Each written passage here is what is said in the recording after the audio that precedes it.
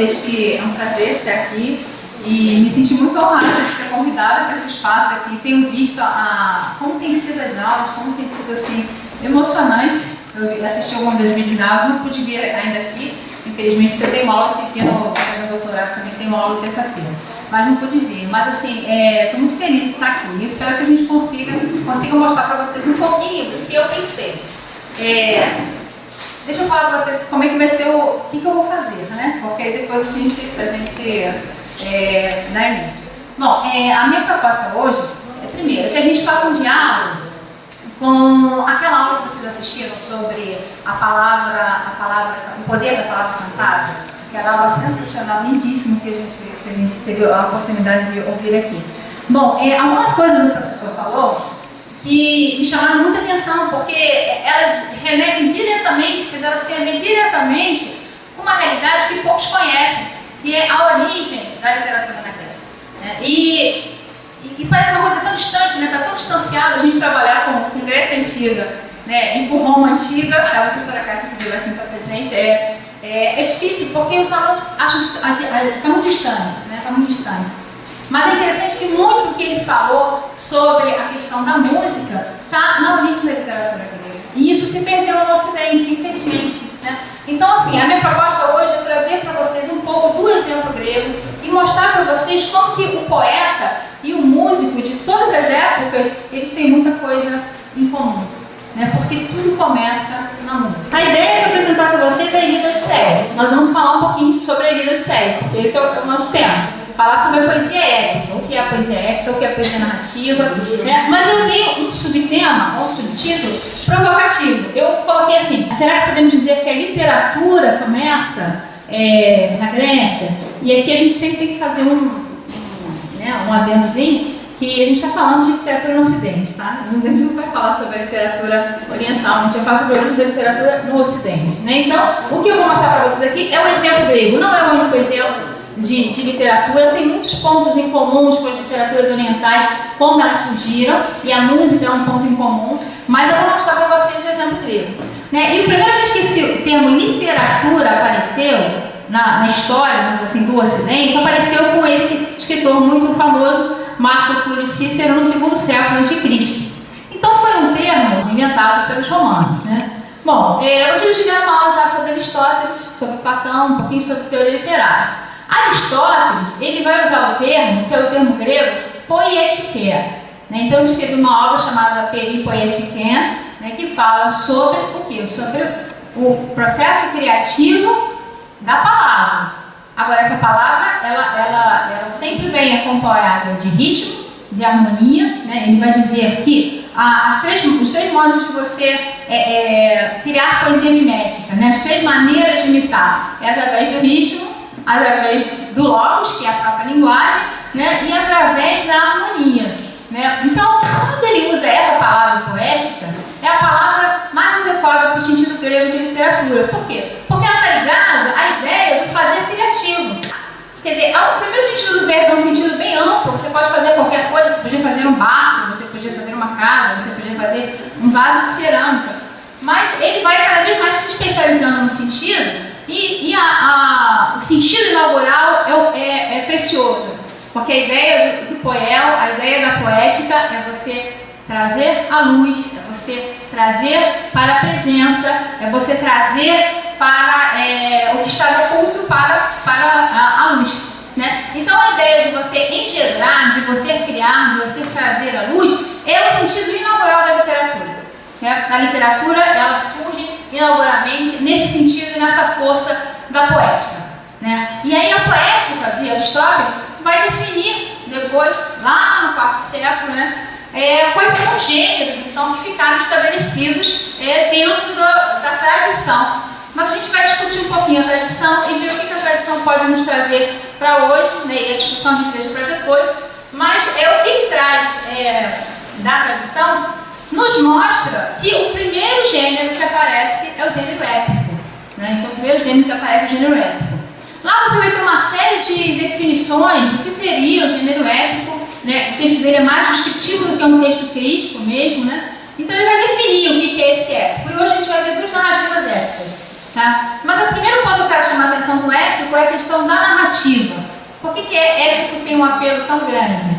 Porque épico é o básico de toda a relação social.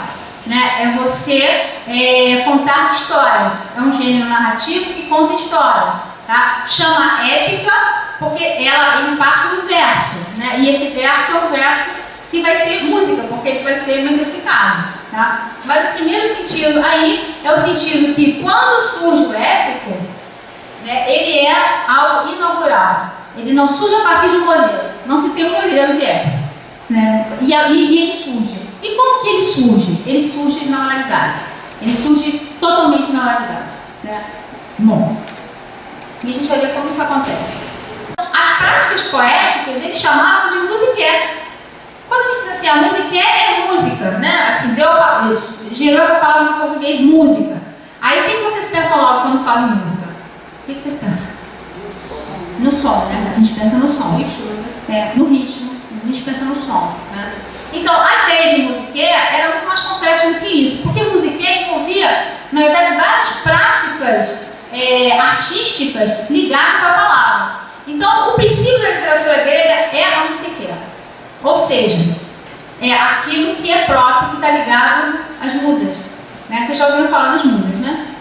Então, eu coloquei ali no singular a musa, tá? Porque a gente vai falar da musa na épica, mas as musas, na verdade, são 9 musas, né? E quem são essas musas? Né? A gente vai ver.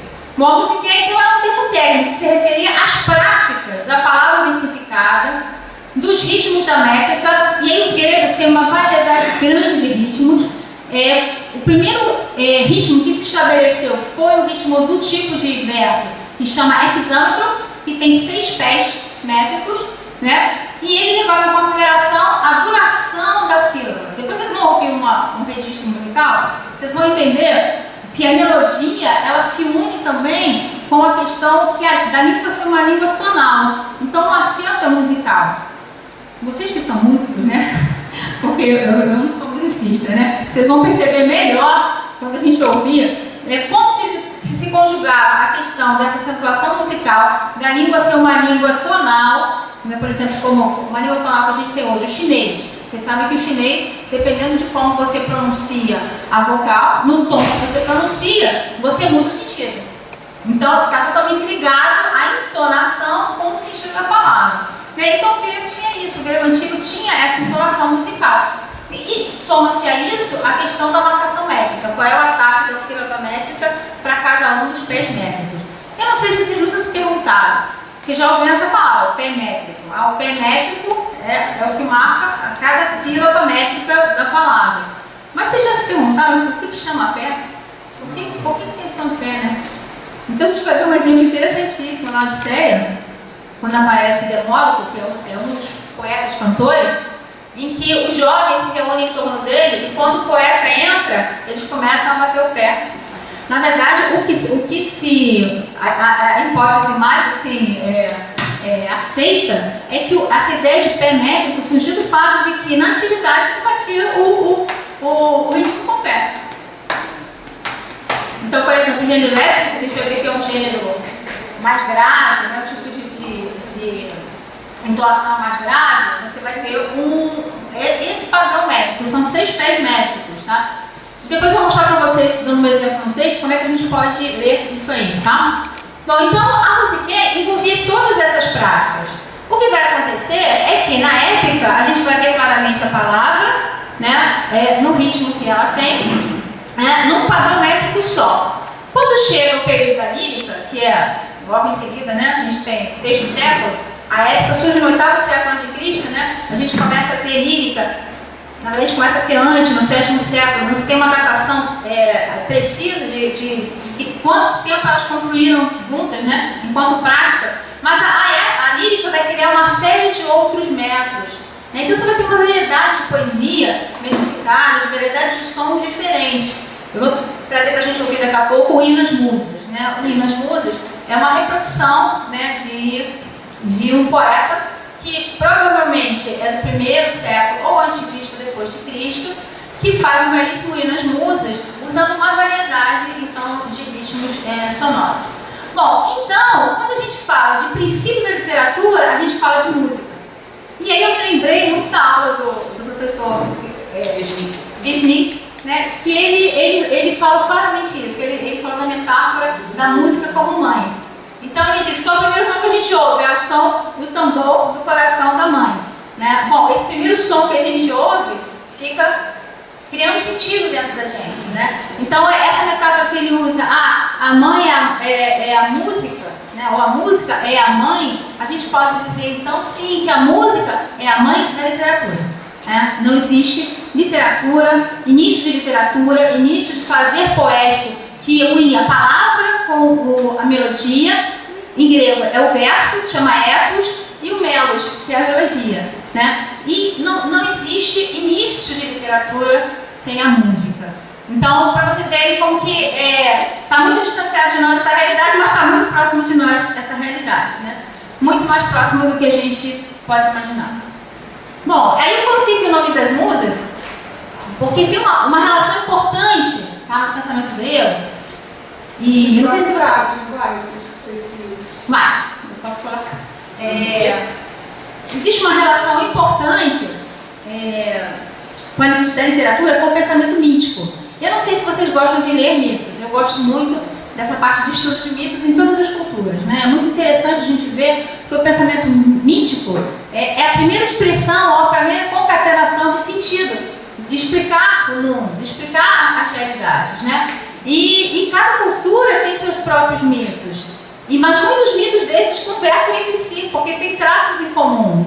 Então é um tipo de estudo muito interessante, porque você vê que o pensamento mítico está na formação da mente do homem, de alguma maneira. Né? As pessoas que pensam que podem se livrar do pensamento mítico é uma ilusão, porque o tempo todo a gente se vale do pensamento mítico, ele está sempre presente. Então, uma característica do pensamento mítico muito importante: o pensamento mítico ele é completo. Ele é completo, ou seja, ele pensa na completude, ele pensa na imagem, ele pensa por imagem. Né? Por isso que a gente vê aqueles relatos que parecem às vezes tão assim assombrosos pra gente, umas histórias, uns mitos assim, que não ficam presos nem ao tempo nem ao espaço, você não sabe quando que aquilo aconteceu, porque os mitos não têm data de nascimento, os mitos não têm autoria, os mitos eles são imanentes de uma cultura, de uma sociedade. Né? E uma sociedade sem mitos, tem um autor que diz isso, né, que eu acho sensacional, diz que uma sociedade sem mitos é uma sociedade que já morreu, né, que não existe mais. Então, as musas são filhas de quem? As musas que estão na base do pensamento da música, elas são filhas de Zeus da memória. É por isso que o professor deixou tão clara essa questão da memória. A memória que a música evoca. A música não evoca uma memória factual. Ele disse isso, eu achei brilhante, porque é fato. A música não evoca essa memória factual. Qual é a memória que ele evoca? É a memória emotiva. Né? A memória que vai intensamente nas nossas emoções. E a gente tem exemplos disso claros na Ilíada e na Odisseia. Né? Vou mostrar para vocês. Nesse relato, que é um relato épico, né, que data as histórias de 12 séculos antes de Cristo, você vê isso claramente nas práticas do poeta, que é o cantor. Né? Inclusive, o nome do poeta, depois eu coloco lá, porque eu vou falar mais um pouquinho depois sobre isso. O nome do poeta é o poeta que é o Aedo, é o nome grego, é o poeta Aedo. O que é Aedo?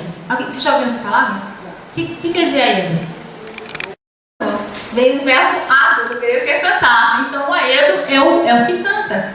Né? É o que canta e o que encanta quando ele canta. Só que o que ele evoca quando ele canta, tá, é a memória. Então, olha só, filhas de Zeus de memória. Voltando à questão do mito. São 9 filhas de Zeus na memória.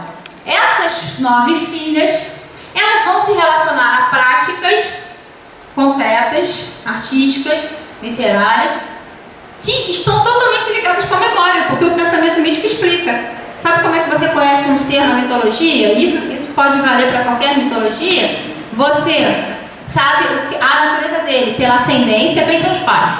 Né? Quem são os pais? Do personagem. Você sabe pelo o que o nome diz, o que o nome dele diz, e pelas características que são descritas. Então, na literatura que a gente tem sobre esses mitos. Bom, então o nome delas é muito significativo. Calíope é a musa e é a principal das musas, a qual a gente vai ler daqui a pouco, sobre a qual a gente vai ler no hino daqui a pouquinho. E a Calíope é a musa e, sendo a chefe das musas, ela se torna responsável pelo canto, que na Grécia se tornou modelo para todos fazeres literários, que é o canto ou poema épico e os poemas épicos de Homero. Né? Então ela é a principal das musas. O nome dela quer dizer o quê? Esse Calíope é a junção de dois radicais gregos, que significa, a gente poderia traduzir o nome dela, é bela voz. Então ela é de todas as musas a que mais bela voz possui. Então você vê que a voz é muito importante. Vocês vão ver que as primeiras manifestações desse poeta Eros, você tem o canto com o instrumento musical. Né? Então, eu não falei dos instrumentos, mas eu vou mostrar para vocês daqui a pouco qual era o instrumento musical que se usava na época. Né? Bom, se usava o canto com esse acompanhamento musical, mas a voz era o mais importante. No início foi assim, o acompanhamento musical realmente era um acompanhamento. Né? E a voz era o que sobressaía nos poemas épicos. A segunda que eu coloquei aqui é terpsicore. Terpsis no grego quer dizer gozo, prazer. Hore é de horos, de coro, do coro, na nossa linguagem, na nossa língua portuguesa. Então, terpsicore pode ser aquela que tem prazer nos coros. Né? Então, canto coral foi algo que os gregos desenvolveram. Né? Canto coral era muito popular em determinada época. Por exemplo, numa ilha que chamava Ilha de Lesbos, onde tem dois poetas famosos que são Alceu e Safo. Alguém já ouviu falar de Safo? Então, Safo praticava esse tipo de canto coral, tá? De poesia, canto coral. Alceu é mais conhecido por esse tipo de poesia. Mas então, as moças aprendiam então a juntar o canto, tá? A harmonização desse canto no coral. Melpomene é a dançarina, porque o verbo melpo é dançar, no grego. Urania é a celestial, é que está ligada com as coisas que são transcendentais, tá? que são relacionadas ao céu. Erató é amorosa, está ligada aos poemas líricos amorosos, cujo tema são o amor, são Eros, né? Se falam sobre Eros. Thalia depois vai ser relacionada à comédia, porque o verbo talo, que dá essa palavra thalia, festa, é um florescer muito relacionada a esse desbrochar da juventude, a toda a alegria relacionada a isso, a esse florescer, a esse descobrir, né? Se descobrir ou descobrir a vida. Então, ela está ligada depois à comédia, e a gente poderia ter o nome dela como festa ou florescente. Eu pensei em florescente, mas florescente talvez não desse, ficasse esquisito, né? E Clio, vem de uma palavra grega também que quer dizer glória, fama. Então, Clio é aquela que canta a glória, a fama dos homens. Euterpe quer dizer deleite. E Poliminia é que tem muitos hinos, ou a que faz, ou a que canta muitos hinos. De poluir himnos, que deu hino no português. Então, o nome dela é Inária. Bom, o que vocês podem perceber disso aqui? Por que eu coloquei os nomes? Porque esses nomes, gente, relacionam as práticas da musiqueira com práticas que são relacionadas à memória, ou que são práticas mnemônicas. O que você guarda mais fácil? Um texto que você leu em prosa, ou um texto que você leu em poesia? Ou um texto que você ouviu em poesia? Um texto que você ouviu em poesia. O que você guarda mais fácil? Um texto que você ouviu em poesia, ou leu a poesia, ou uma música? Música. Né? Então, de todas essas práticas musicais, essas práticas literárias, a gente vê que a música é que tem maior poder mnemônico, tem maior poder de fazer memória. Agora, outra coisa interessante da palestra dele que eu queria ressaltar aqui de novo com vocês, quando ele falou sobre o som, aí ele fez até o pessoal fazer um som contínuo, né? E ele falou assim, poxa, quando você faz um som contínuo, esse som, ele vai criando o quê? Tempo e espaço. Porque o tempo e espaço da poesia e da música é totalmente diferente do tempo e espaço cronológico.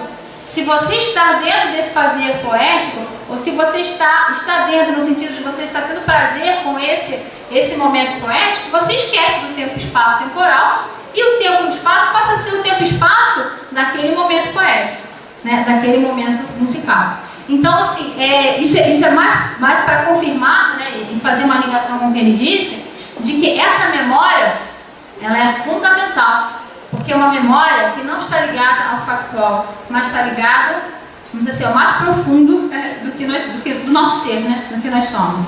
Né? Então, essa memória é uma memória que tem que ser valorizada. E como que eles valorizavam essa memória? Valorizavam essa memória nos cantos épicos.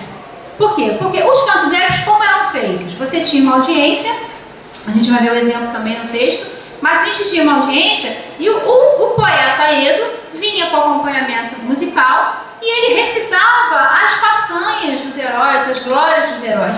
Mas quando ele falava dos heróis, ele falava de cada um dos seres humanos. Então a gente vai ver que as histórias dos heróis estão muito próximas ao próprio percurso humano, como é a história do Odisseu, né? A história do Odisseu precisa voltar para casa. Então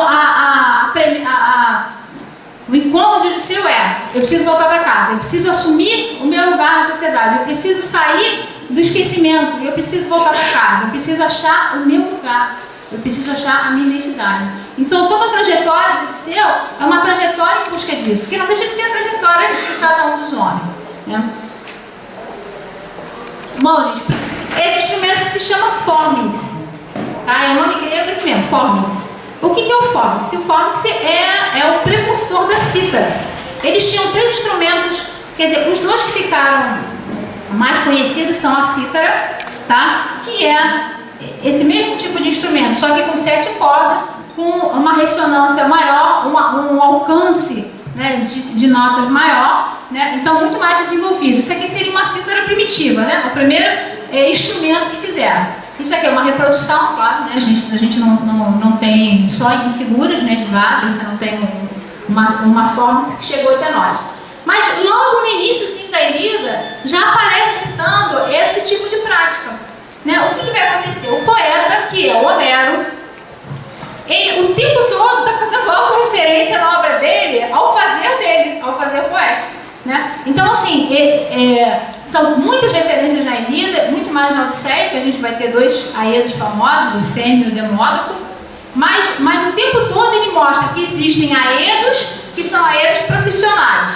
Esses cantam nas cortes dos reis, aristocratas.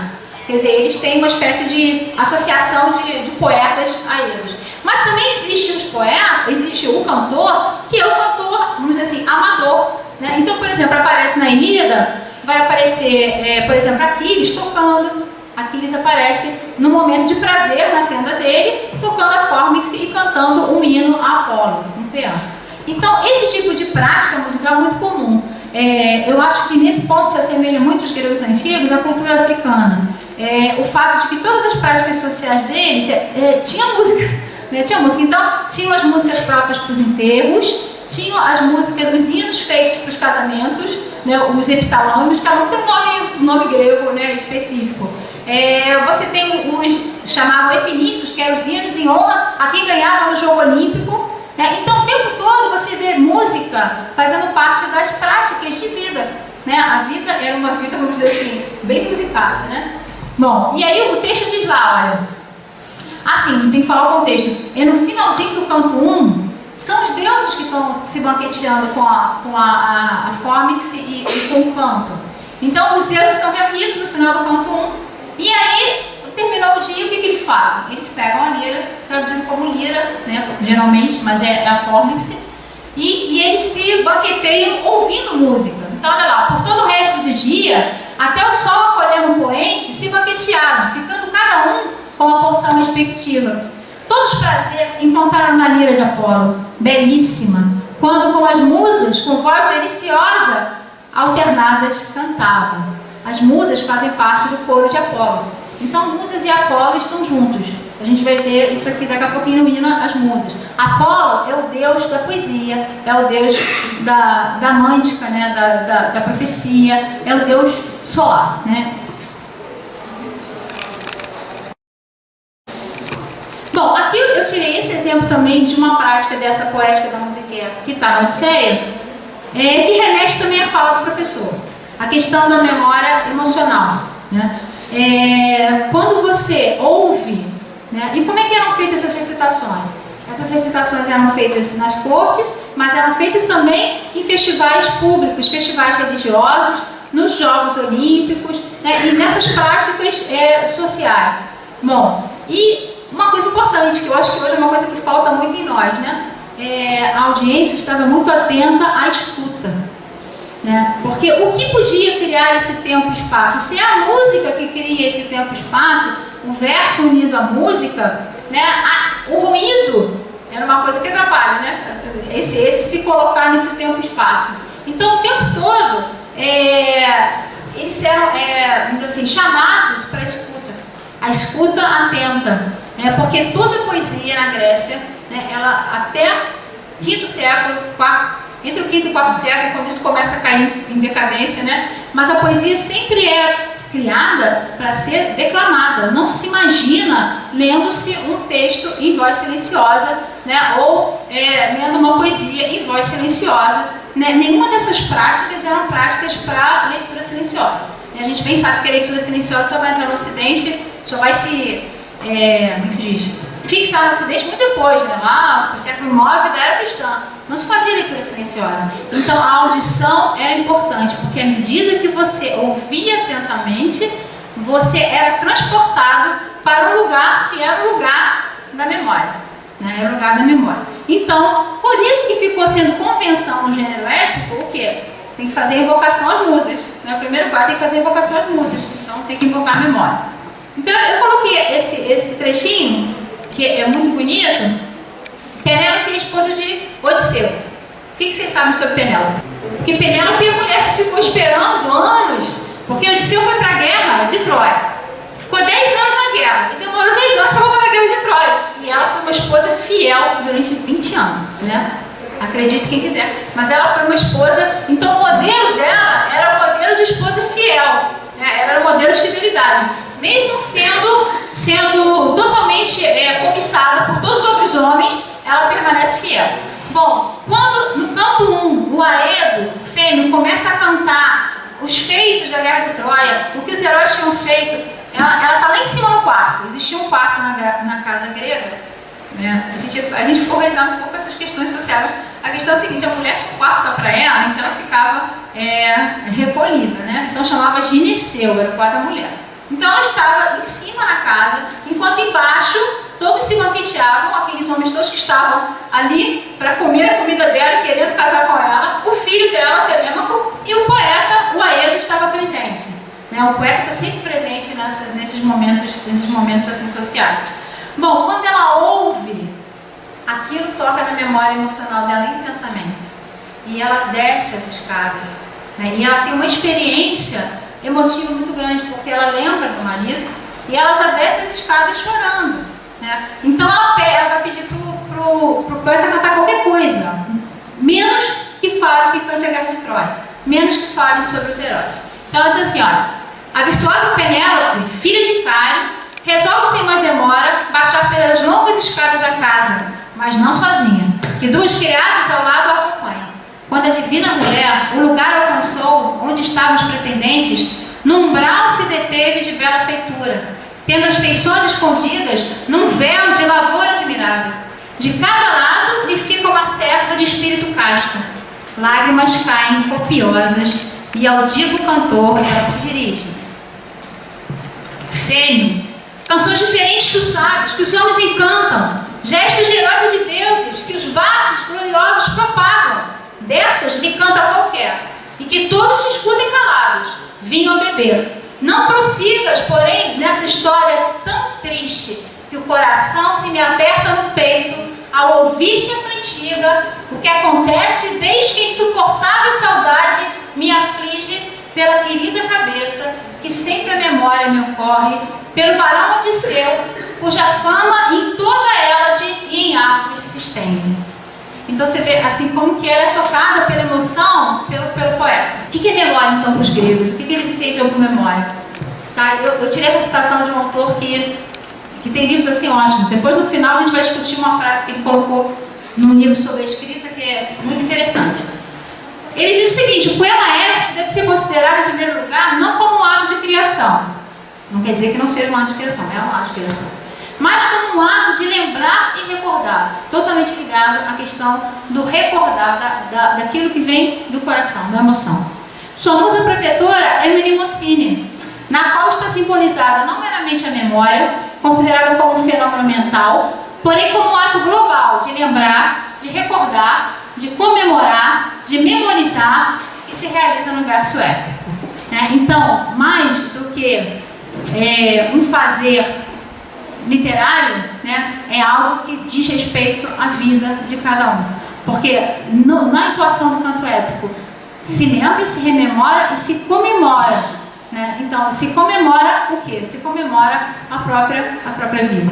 Né? Então, a memória, ela realmente tem um lugar privilegiado. Né? E o que faz memória? A música faz memória. Né? A música ainda tem essa função social até hoje. Que hoje a palavra está muito dissociada com a música. A palavra está dissociada com a música. Mas a gente vai ver que a palavra em si, ela já tem aquilo que ele disse também, o ritmo. Né? Ele até falou assim, olha, tudo tem um ritmo na natureza, né? na física, tudo tem um ritmo. Mas a palavra tem um ritmo próprio. Né? Então, descobrir esse ritmo da palavra, estar atento a essa escuta da palavra, a essa escuta da linguagem, é algo que é próprio do poeta, é algo que é próprio do músico. Né? Mas essas coisas não estão associadas. Vocês que são músicos vão poder, assim, melhor falar da prática de vocês. Né? Mas por que eu estou dizendo isso? Porque, de um modo geral, no meio acadêmico, a gente vê isso muito dissociado. A palavra dissociada da música, as práticas literárias. Por quê? Porque a escrita, ela acabou se sobrepondo, de alguma maneira, a essa literatura que começa toda na oralidade. Eu trabalho particularmente com a música instrumental, então a tendência é tipo, separar a letra da música. Eu lembro também que na aula dele ele falou sobre isso, sobre a questão de que a música ela tem sentido independente da letra. Realmente, ela tem sentido independente da letra. Porque ele disse assim, você pode ouvir uma música em outra língua, vocês vão ouvir uma música agora em grego antigo, que eu vou botar para vocês. Vocês podem ouvir uma música em outra língua que vocês não conheçam, não entendem o significado, mas a música continua fazendo memória, continua fazendo sentido, ela continua tocando nas afeições, independente da letra. Agora, é fato que no fazer poético grego, eles vieram juntos. É essa harmonia, que é o que diz a palavra harmonia, né? O que Aristóteles vai dizer lá. Realmente, essa junção entre o ritmo, o logos, a palavra, né? E a harmonia é mais ou menos o ideal grego de fazer música. Né? Então, você tem isso predominantemente, a palavra junto com o verso, junto com a música. Né? Mas eu concordo com você que é o mestre para fazer. Né? Bom, o último, só tem mais um slide, mas esse aqui eu vou deixar para o final, porque esse aqui é o que eu quero debater com vocês.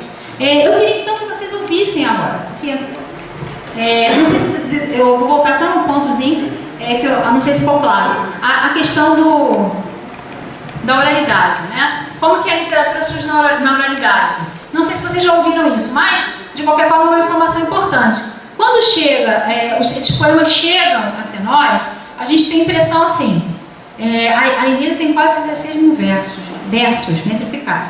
A Odisseia tem quase 15 mil versos metrificados. Aí você pensa assim, é claro, todos pensamos assim, é claro que o cara escreveu, o poeta foi lá, foi escrevendo as histórias dos heróis e escreveu. E aí surgiu um livro, por exemplo, dessa grossura, né, que a gente tem hoje para ler. Bom, na verdade não foi nada disso, ele não escreveu nada, porque esses poemas surgem num período em que a escrita não tinha surgido. Né? Concomitantemente com os primeiros versos de Homero aparecendo em inscrições, em vasos, você vai ter o surgimento da escrita alfabética na Grécia, ou seja, por volta do 8º século. Só que quando surge a escrita, o poema já está pronto, o poema já existe na oralidade. O que acontece? Ele foi sendo criado e foi sendo passado de boca em boca através desses poetas aí, dos itinerantes.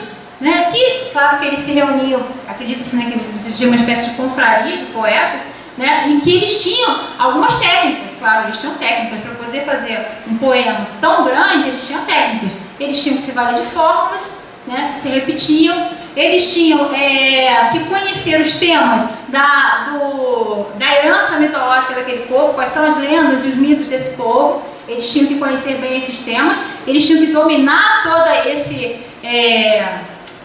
herança cultural, né? Eles tinham que ter esse domínio, né? E eles também tinham que ter o domínio da palavra. Né? E é claro que as fórmulas também são um método mnemônico, né, de fazer as pessoas guardarem.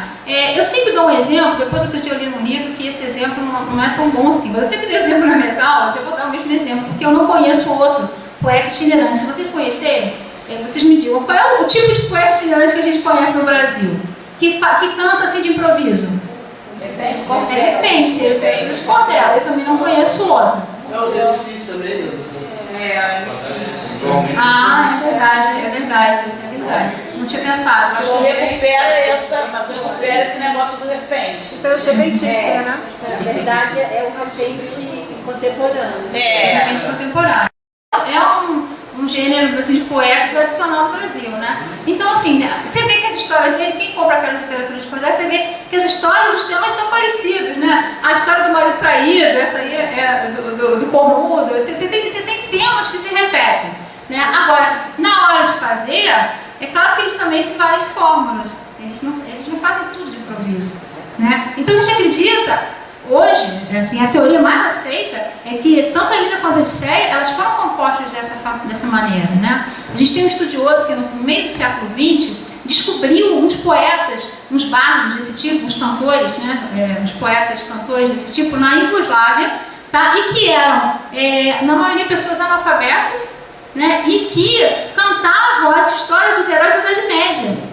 Então a gente tem um estudioso que fez um trabalho lindíssimo só sobre isso, que é o Milman Perry. Ele morreu novo, mas deixou a herança dele lá, todo o trabalho que ele documentou desses bardos, desses cantores iugoslavos.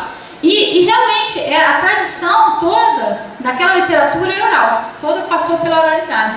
Bom, então se é possível que no século XX ainda existissem grupos assim, que existam grupos assim, por que na antiguidade isso não poderia existir?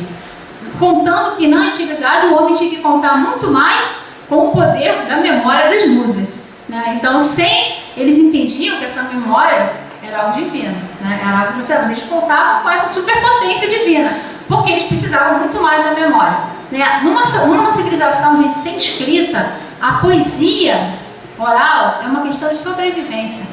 Como é que você mantém a identidade de uma cultura e de um povo se você não tem escrita, não tem biblioteca, não tem acúmulo na internet, não tem Google, não tem... Como se mantém a unidade? Como esse povo permaneceu? E os gregos eram assim, cidades independentes, estados. Mas eles criam os mesmos deuses, tinham os mesmos mitos, tinham os mesmos poetas, ouviam os mesmos poetas, cultuavam os mesmos poetas, tinham os mesmos heróis. Como que se manteve essa unidade? Só pode ter sido através dessa poesia na oralidade, né? Então, a oralidade diz esse autor, o Havelock, que essa questão da transmissão da poesia oral, diz que é uma das coisas mais, no meio acadêmico, que mais causa assombro, né? Porque muitos não acreditam, não é possível.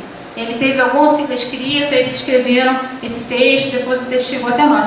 Porque se baseia na nossa própria experiência hoje, Realmente, cada vez mais a memória do ser humano está caindo, né? Está reduzindo, porque a gente tem auxílio o tempo todo da memória, então a gente não precisa guardar nada. Não é questão de sobrevivência para a gente memória, a gente não precisa ter nada guardado, porque tudo a gente pode ir ali, ligar, entrar na internet, ir numa lan house, ir não sei aonde, e a gente tem as informações, né? Então deixou de ser, tá? E talvez por isso, aí eu não sei, uma coisa que pode se discutir, talvez por isso também o poeta passou a ter um lugar, esse poeta músico passou a ter um lugar talvez de não tanto prestígio. Uma coisa que é marcante na sociedade grega antiga, o lugar de prestígio do poeta. Isso é marcante. Eu quero mostrar para vocês, podia alguém, por favor, distribuir esse poema que a gente vai ouvir, que é o hino a musa, que é a Calíope. O que eu fiz? Eu coloquei o hino nas letras gregas, mas passei para o alfabeto, quer dizer, não deixei nas letras gregas, passei para o nosso alfabeto, tá? O que a gente tem de herança musical dos gregos? Notação musical. Pouca coisa, tá? A gente tem pouca coisa com notação musical para ser reproduzida. Tem esse livrinho aqui, a música grega do Theodor Reinach, que ele traz as partituras também. Não tem cifra, mas tem as partituras com as letras em grego, as traduções e a linha melódica principal.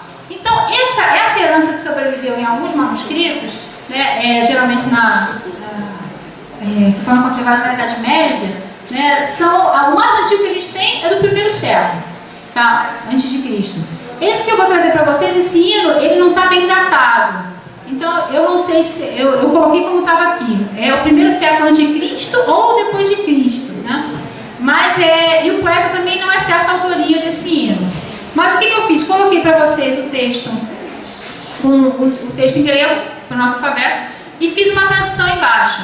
Me perdoem pela tradução, porque eu não sou poeta. Então, eu fiz uma tradução assim, que na minha cabeça ficou bonitinha, tá? É assim, de acordo com a língua, claro. Mas não necessariamente ela é uma tradução muito poética. Eu vou botar para vocês ouvirem e depois a gente lê o poema.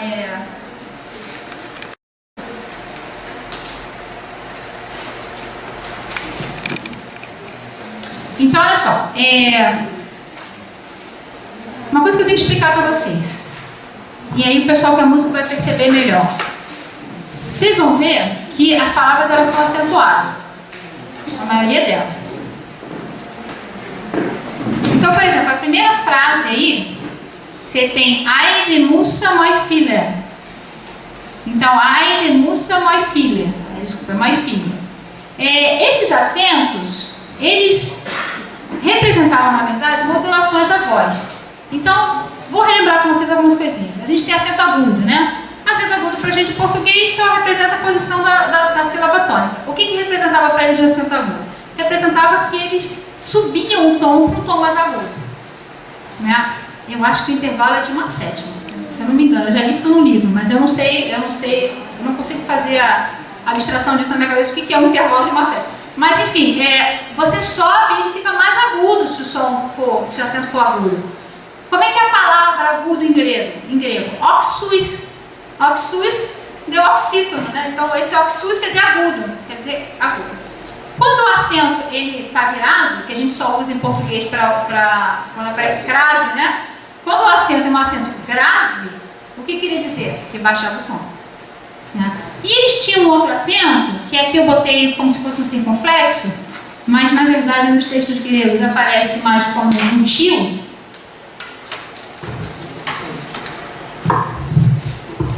Deixa eu escrever essa palavra aqui.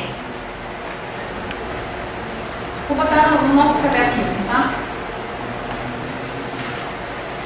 Esse acento que parece um tio para nós, né? Então ele normalmente representava que você subia e descia na mesma sílaba. Você fazia uma modulação, como se você fizesse musa. Então, ele pode ser a mesma coisa, é isso que eu quis dizer, que é a mesma coisa. No grego, normalmente a notação é por um tio. Quando a gente transcreve para o alfabeto latino, a gente põe muitas vezes um circunflexo para você ver que houve uma modulação na voz. Então, para ter essa subida e descida, tem outra característica da língua grega importante. A sílaba tinha que ter uma duração maior, né? Que nem que você trabalha com passo. Para ter uma duração maior, para você poder subir e modular a voz na mesma sílaba. Bom, o que vocês vão ver dessa reprodução? Que ao mesmo tempo que a cantora ela modula a voz quando tem os acentos, ela também tem a melodia. Então, olha só, existe uma confluência e às vezes uma assonância entre a melodia, tá? E as subidas dos acentos musicais, tá? Ou as descidas, né? Que cria uma impressão sonora diferente do que a gente costuma ouvir, né? Bom, vamos ouvir e depois eu leio a tradução, melhor.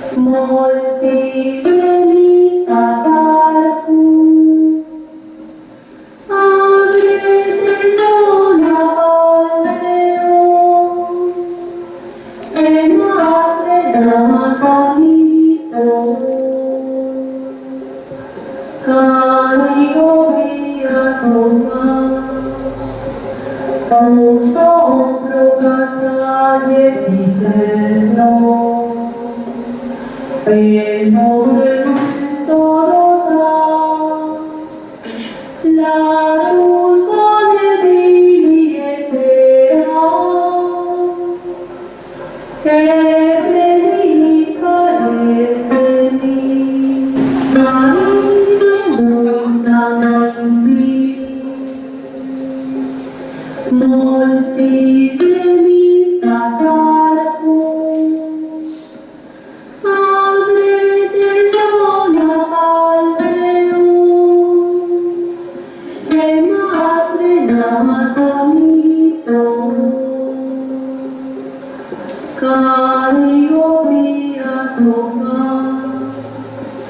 un sopro casale di terno, e sobre questo la luz divina pera, e feliz parece mim. Vocês perceberam como ela modula a voz? Quer dizer, e nessa questão dos agudos, de encaixar em determinadas sílabas, né? Então, essa modulação é típica da pronúncia mesmo da língua grega, ou seja, a gente está ouvindo aqui, claro, uma música, mas a língua coloquial que eles falavam também era bem musical, o som, né? Assim, devia soar. Meio cantado, que devia ser. A gente não tem reprodução disso. Essa tentativa desse grupo é um grupo espanhol. Eu não trouxe a capinha de CD, eu esqueci o nome do maestro, mas é um grupo espanhol, acho que é Apio. É Apio. É isso mesmo. No Gregório. É calimba? Bom, os instrumentos, eles fazem uma reprodução dos instrumentos. Qual era o instrumento que era mais, vamos dizer assim, popular? Né? Depois do período da época, o instrumento mais popular se tornou foi a cítara mesmo, né? O som da cítara. Eles têm a outra que é o holóis. O holóis é a flauta.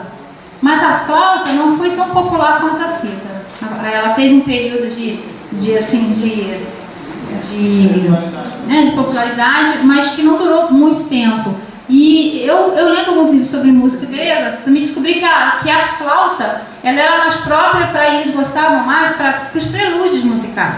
Os prelúdios se tocavam flauta, né? Quando você tinha, vamos dizer assim, a primeira música instrumental que não tinha, né? A gente tem uns exemplos aqui.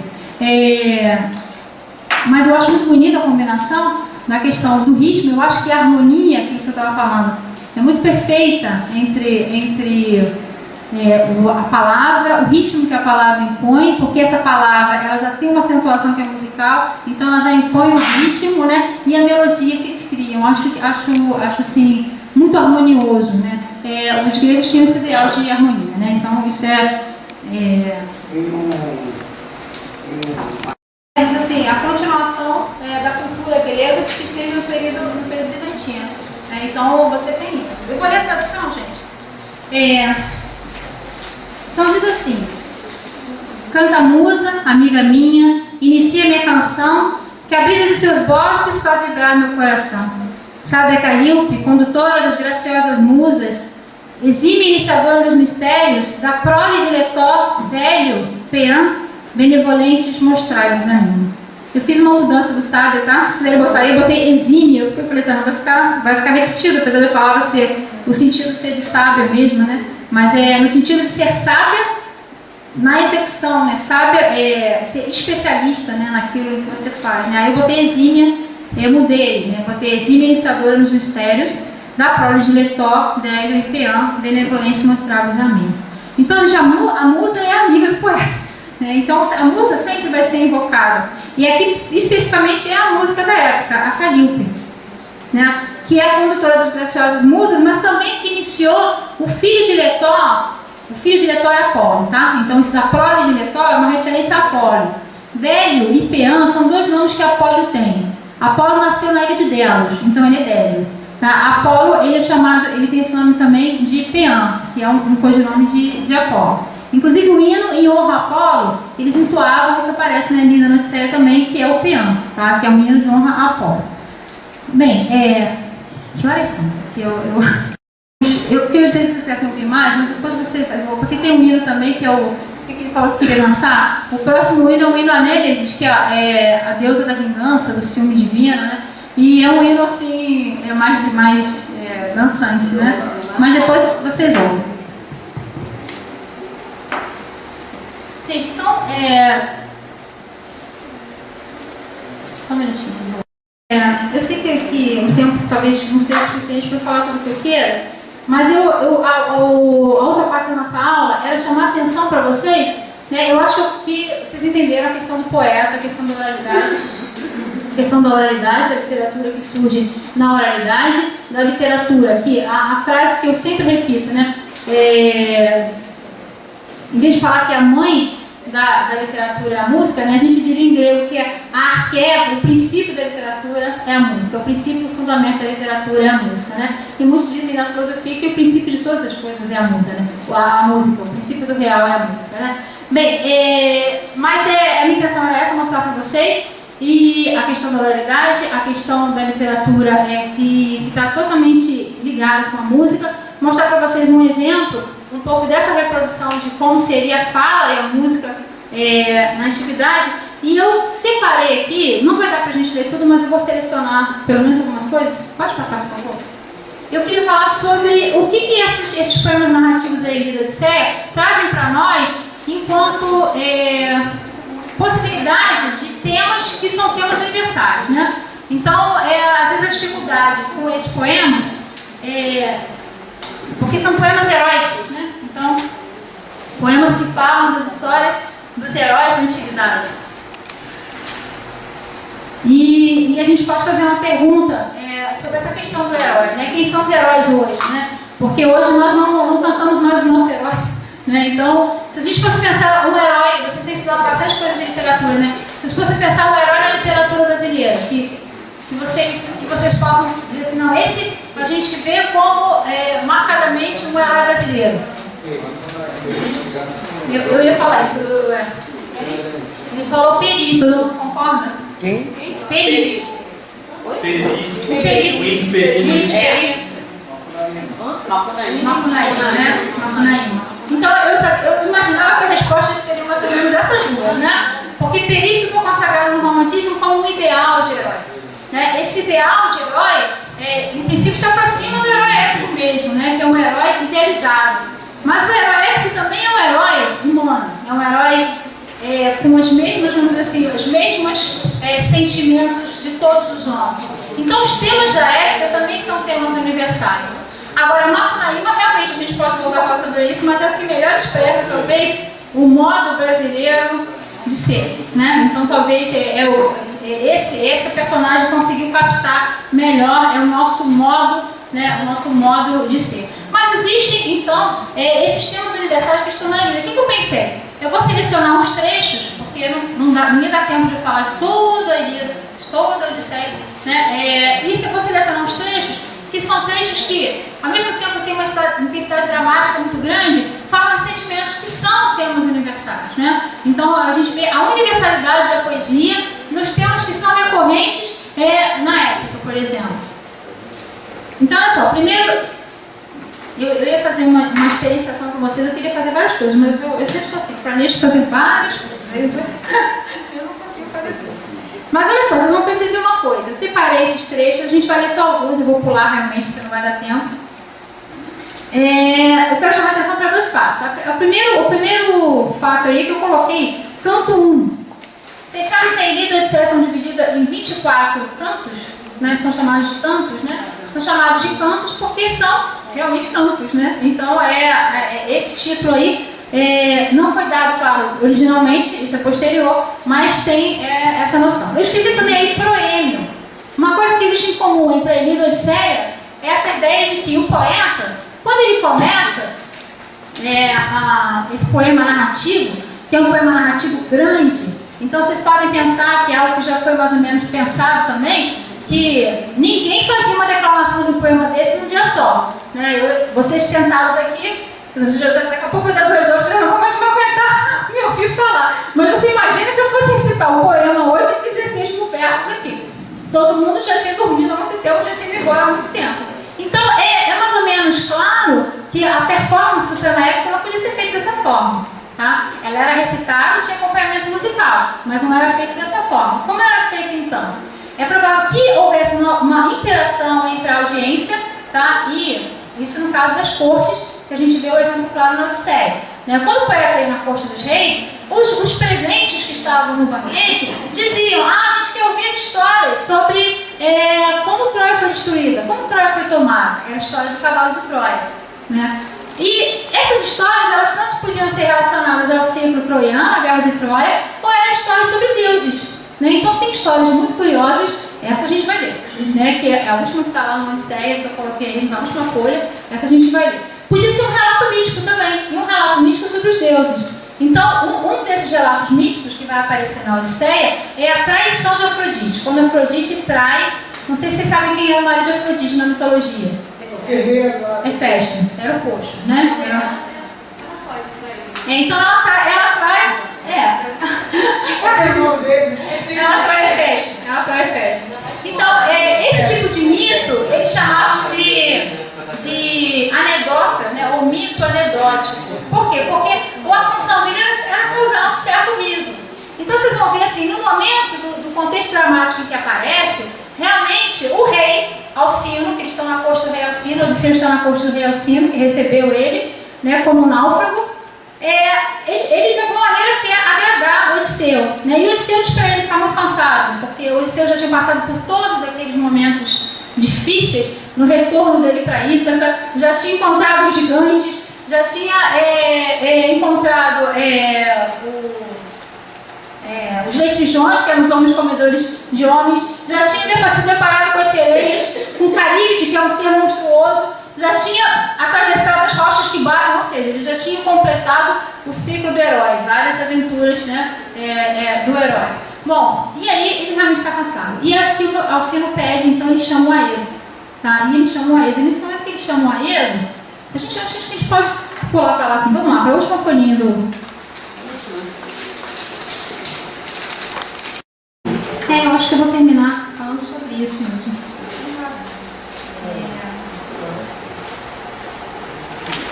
Você tem o proêmio da Odisseia. Aí na última página, a recepção de Odisseu na corte dos Fiascos.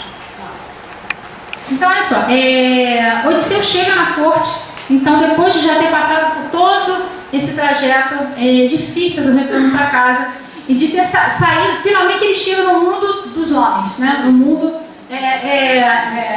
tem uma palavra grega para isso, né? Mas é no mundo das pessoas, das casas, da civilização, no mundo da civilização.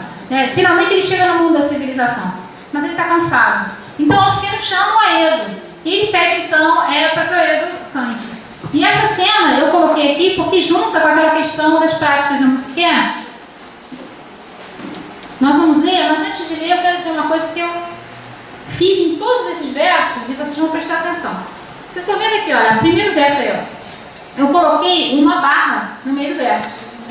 Então olha só, existe, né, um modo de você ler esses poemas em versos, que é respeitando a cisura do verso. A cisura é isso, é essa repartição, vamos dizer assim, nos 6 pé métricos que tem uma repartição. Bom, o que acontece? Essa versão em verso, todo mundo, a maioria tem dificuldade de ler, porque é uma versão difícil, você tem muita inversão, mas é a melhor versão, que é a tradução do Carlos Alberto Nunes, é a melhor versão para você ver essa questão do ritmo, tá? Na métrica, porque ele respeita duas coisas. Ele respeita as sílabas tônicas dele vão coincidir com o ataque do pé métrico, quer dizer, a sílaba original do pé métrico. Ele conseguiu traduzir de maneira tal a reproduzir o mais próximo possível a métrica grega, que é difícil pra caramba, porque é um verso muito longo. O Haroldo de Campos traduziu a Ilíada, mas fez em decassílabo, porque decassílabo é mais fácil. Mais conciso, mais fácil de fazer. O Carlos Alberto Nunes não, ele vai dividir nos 6 pé métricos, mas ele vai fazer assim, ele coincide a sílaba tônica, tá? Com esses 6 pé métricos, e ele faz a cisura. Então, eu procurei fazer isso para vocês verem que se a gente lê respeitando a cisura, a gente tem mais facilidade de entender o texto. Então, olha lá, vou ler para vocês. Eu não estou lendo como devia ser lido não, tá? Porque o tom épico é um tom imponente, então não é pesado, mas é sério, é uma leitura assim que você vai mais... Vamos lá, então vamos para o canto 1, porque no canto 1 eu marquei sílabas. Porque eu só marquei sílabas no canto 1, aí da Ilíada. Então vamos voltar lá para a primeira página, gente. Então, olha lá, todas essas sílabas que estão sublinhadas coincide o pé, né, o início do pé métrico, o ataque do pé métrico com a sílaba tônica. Canta-me a cólera, ó deusa, funesta de Aquiles expelida, causa que foi de os aquivos sofrerem trabalhos sem conta e de baixarem para o Hades as almas de heróis numerosos esclarecidos. ficando eles próprios aos cães atirados e como pastos de aves. Cumpriu-se de Zeus o propósito, desde o princípio que os dois, em discórdia ficaram cindidos, o de Atreu filho, senhor de guerreiros, e Aquiles divino. Qual dentre os deuses eternos foi causa de que eles brigassem? O que de Zeus e de Leto nasceu, que com rei irritado peste lançou, destruidora no exército, o povo morria, por ter o atrida Agamemnon, Atrides primeiro humilhado, o sacerdote, e este viera, até as séries de náufragos aquivos, súplice a filha reaver. Infinitos resgates trazia, tendo nas mãos as fitinhas de Apolo flecheiro infalível, no cetro de ouro enrolados, implora os aquivos presentes, sem exceção majormente, aos atridas que povos conduzem. Então, é mais ou menos isso, gente. Então, você vê que, se você para na cisura, você constantemente você une o verso da frase anterior com da frase de baixo. Faz o que a gente fala que é o enjambemano, ele acaba juntando com a frase de baixo. Bom, E a música, Titi? vou mostrar, então vamos voltar lá, porque eu queria mostrar para vocês o Demódoco recitando, que eu tenho um outro CD com o Demódoco, uma representação do Demódoco, que é o Aedo, recitando então o mito da traição de Afrodite, tá? Então, olha lá, vamos ler só para a gente terminar aqui. Esse último parágrafo, não é um parágrafo, não é uma última estrofe de versos, né, no canto 8. Já pelo arauto trazido, chegava um mavioso instrumento para o cantor a seguir. Até o meio, Demódoco avança. Cercam-se os jovens em flor, sabedores do passo de dança. Batem com os pés sobre o solo divino. Odisseu admirava no coração bem formado as pancadas dos pés bem ritmados. Toma o cantor do instrumento e começa a cantar os amores de Ares, o Deus poderoso, e Afrodite do belo diadema, e como dentro da casa é festo, consegue ela unir-se às escondidas, presentes lhe dá, até que o leito desonra do soberano. Mas Hélio foi pronto em trazer a notícia, pois tudo vira de longe, e os amores dos dois presenciaram.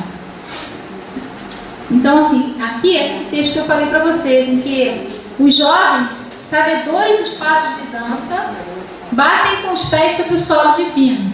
Se a gente fosse bater o pé métrico da Ilíada, é uma longa e duas breves. Esse é o pé métrico, é o equizâmetro. Uma longa e duas breves. Esse é o pé métrico. Aí você tem 5 pés assim, e o último podia ser uma longa, uma longa. Ou então, uma longa, uma breve. Então, é a possibilidade de variação. Então, esse pé métrico ficou muito famoso na Grécia, tá? Seguindo a linha métrica. Vai ser usado depois por vários outros poetas que vão se espelhar em Homero e no padrão do verso Homero. Bom, agora vocês vão ouvir o Demódoco. Então, vou botar... Gente, Demódoco, só para não perder a oportunidade de falar tudo. Demódoco, o nome dele quer dizer, vem de demos, de pôr. Esse doco vem do verbo doquel, que quer dizer ser apreciado, ou ser aceito, ou ser recebido. Então, eu até coloquei nota de pé de página. O poeta, todo mundo fala que o Demódoco é o alter ego de Homero, porque ele é o poeta amado por todos, é o poeta recebido pelo povo, né? Então, o poeta sempre teve muito prestígio dentro da Grécia, né? Agora, deixa eu chegar aqui, a linha melódica ela é muito mais monótona, porque você não tem variação métrica, é sempre o hexâmetro dactílico, que só varia no final do verso, tá? E o acompanhamento musical é mais um acompanhamento mesmo, ele não é uma melodia que como a gente viu, que se harmoniza com a letra. Vocês vão ver que é um acompanhamento musical.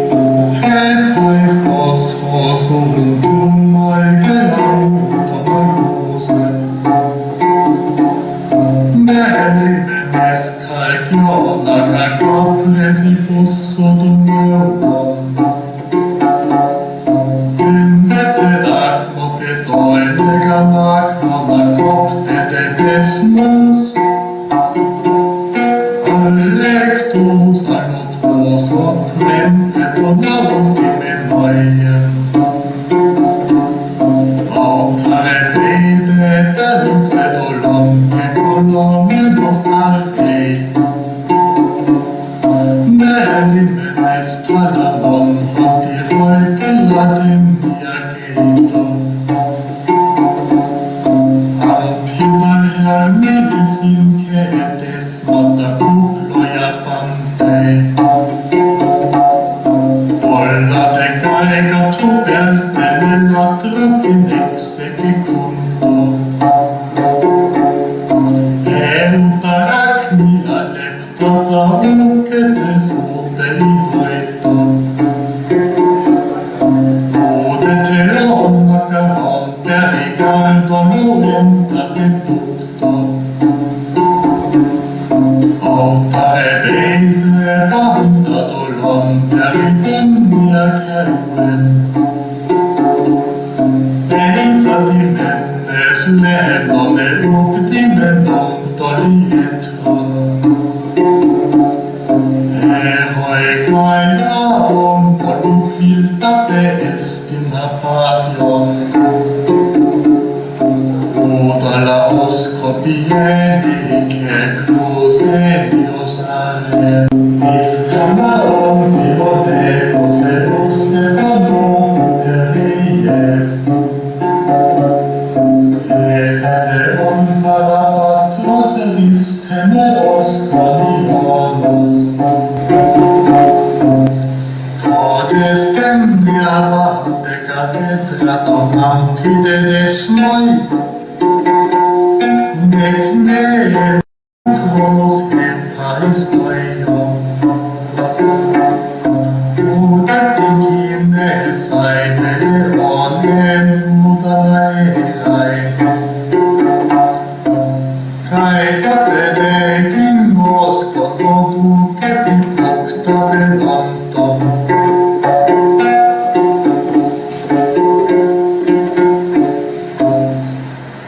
Que última coisa eu diria para vocês?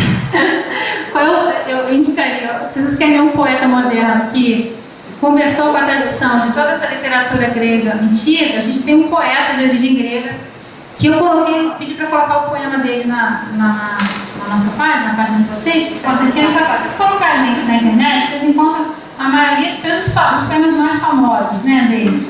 Tem uma edição muito bonita, muito bem feita, claro, pelo Haroldo de Campos. O Haroldo de Campos traduziu alguns dos principais poemas dele numa edição belíssima, né? Você tem um poema sobre Ítaca, que é o que eu mais gosto, que fala sobre a jornada de Odisseu.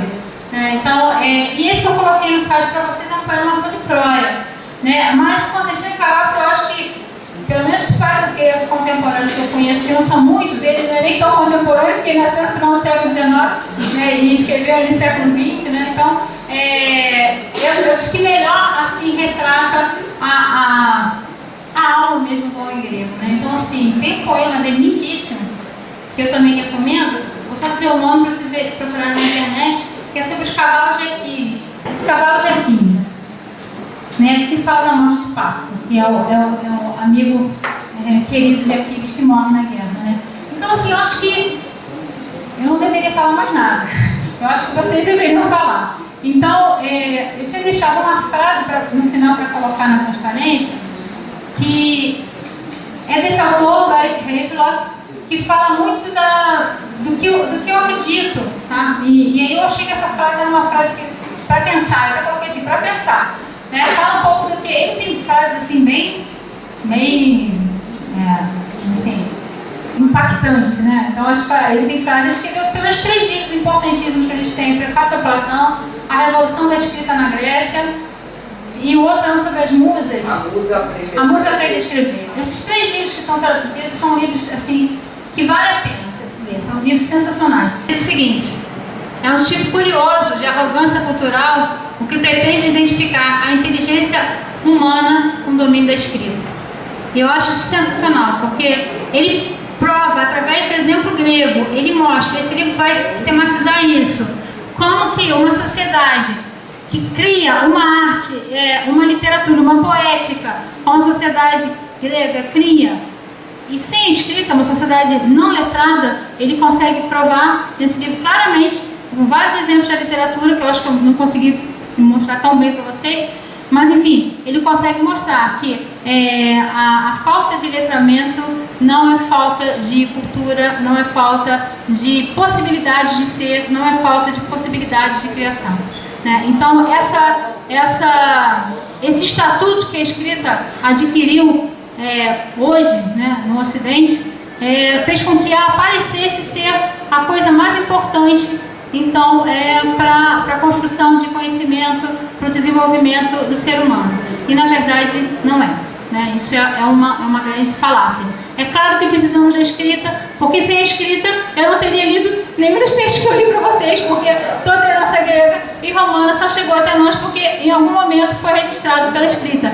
Mas é fato, e isso o Havelock mostra bem, que a decadência poética na Grécia começa quando a escrita se fixa como principal veículo de transmissão de cultura.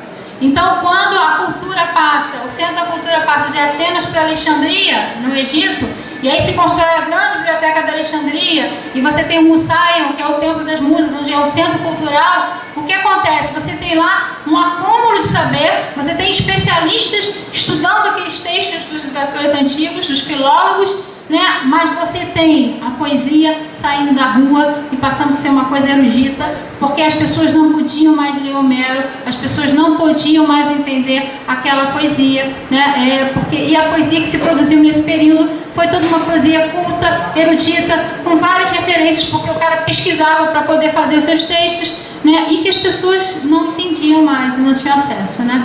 Então é isso, gente. Obrigada pela escuta.